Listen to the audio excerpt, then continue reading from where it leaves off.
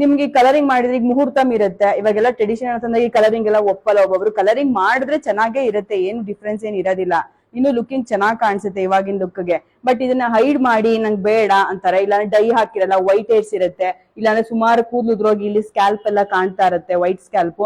ಅದನ್ನೆಲ್ಲ ನೀವು ಹೈಡ್ ಮಾಡೋದಕ್ಕೆ ನೀವು ಸ್ಪ್ರೇನ ಮಾಡಬಹುದು.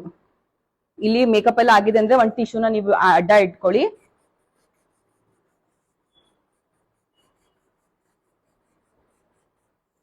ಈ ತರ ಮಾಡ್ಕೊಬಹುದು. ಒಟ್ಟಲ್ಲಿ ಇಲ್ಲಿ ಟಿಶ್ಯೂ ಅಡ್ಡ ಇಟ್ಕೊಬೇಕು ನೀವು.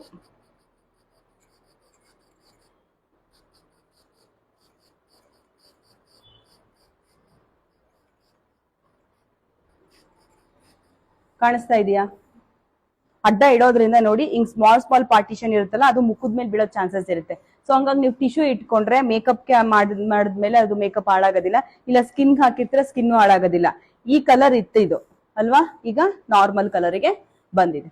ಸೊ ನೀವು ಇದನ್ನ ಬೇಕಾದ್ರೆ ಈ ತರ ಯೂಸ್ ಮಾಡ್ಕೊಬಹುದು. Okay, thank you ma'am.